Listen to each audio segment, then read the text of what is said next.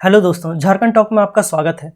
आज हम बात करेंगे अमृतसर कोलकाता इंडस्ट्रियल कॉरिडोर के बारे में। इसे अमृतसर दिल्ली इंडस्ट्रियल कॉरिडोर भी कहा जा रहा है। इंडस्ट्रियल कॉरिडोर मतलब औद्योगिक गलियारा। तो औद्योगिक गलियारा क्या होता है आगे बताऊंगा। तो भारत में 5 औद्योगिक गलियारा बनाने को लेकर भारत सरकार ने मंजूरी दे दी है।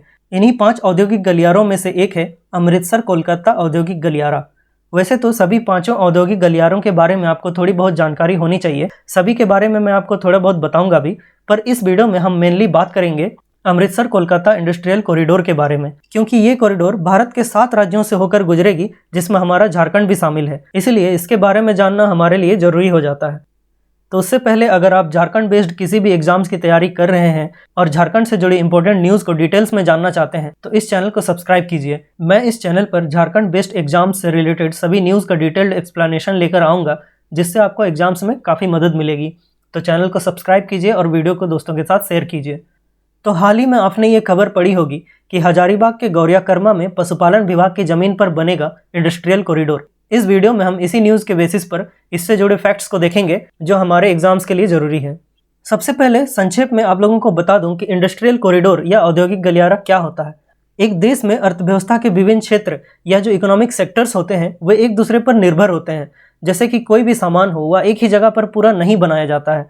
सबसे पहले कच्चा माल लाया जाता है और फिर उसे कहीं और फैक्ट्री में भेजा जाता है जहाँ उसे बनाया जाता है। फिर सामान को इस्तेमाल करने या बेचने के लिए भी अलग अलग जगहों पर पहुंचाना होता है। तो औद्योगिक गलियारे इसी परस्पर निर्भरता को पहचानते हुए उद्योग और बुनियादी ढांचे को एक दूसरे से जोड़ते हैं।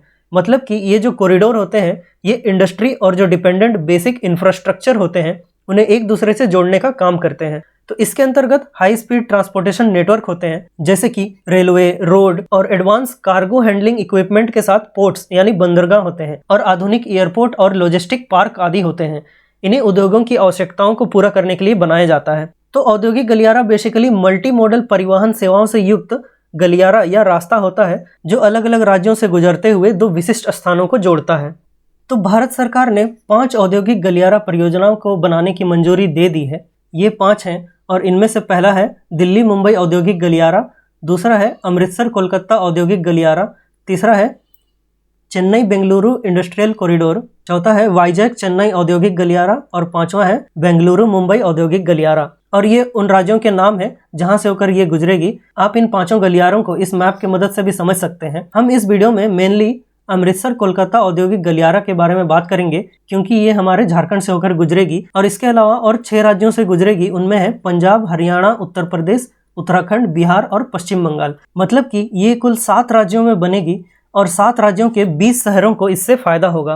और ये जो एरिया है जहाँ पे ये कॉरिडोर बनने जा रहा है ये दुनिया की सबसे घनी आबादी वाली क्षेत्रों में से एक है और यहाँ भारत की आबादी का लगभग 40% हिस्सा है। और ये जो गलियारा है इसे 1839 किलोमीटर लंबे पूर्वी समर्पित फ्रेट कॉरिडोर यानी कि ईस्टर्न डेडिकेटेड फ्रेट कॉरिडोर के साथ बनाया जाएगा। ये यहाँ से यहाँ तक आपको जो ये रेड लाइन दिख रही है ये ईस्टर्न डेडिकेटेड फ्रेट कॉरिडोर है। इसी के साथ अमृतसर दिल्ली कोलकाता इंडस्ट्रियल कॉरिडोर भी बनाया जाएगा और इसकी टोटल लंबाई पंजाब से पश्चिम बंगाल तक 1839 किलोमीटर होगी। तो भारत सरकार द्वारा राष्ट्रीय औद्योगिक गलियारा विकास कार्यक्रम के तहत अलग अलग औद्योगिक गलियारे परियोजनाओं को विकसित किया जा रहा है और इन्हें राष्ट्रीय औद्योगिक गलियारा विकास और कार्यान्वयन trust, national industrial corridor development and implementation trust NICDIT के द्वारा बनाया जाएगा। और इन इंडस्ट्रियल कॉरिडोर्स का एम है कि भारत में ऐसे औद्योगिक शहरों का विकास करना जो कि इन फ्यूचर वर्ल्ड के सबसे अच्छे विनिर्माण और निवेश स्थलों के साथ compete कर सकें। और इन औद्योगिक गलियारों से रोजगार के अवसरों में और आर्थिक विकास में बढ़ोतरी होगी और इससे भारत के समग्र सामाजिक आर्थिक विकास को बल मिलेगा। तो आगे झारखंड की बात करें तो झारखंड में हजारीबाग स्थित पशुपालन विभाग के गौरियाकर्मा मॉडल फर्म में से 800 एकड़ जमीन की मांग अमृतसर कोलकाता इंडस्ट्रियल कॉरिडोर के लिए की गई है और सरकार ने जमीन देने का निर्णय भी कर लिया है। और आपको पशुपालन विभाग की इस जमीन के बारे में बता दूं कि राज्य सरकार ने 1953 में, मतलब कि उस समय की जो बिहार सरकार थी उसने 1953 में तिलैया डैम के बनने से विस्थापित हुए लोगों को बसाने के लिए गौरियाकर्मा में 1780 एकड़ जमीन ली थी। लेकिन विस्थापित वहां नहीं बसे और बाद में यह जमीन डीवीसी ने ले ली। डीवीसी यानी दामोदर वैली कॉरपोरेशन।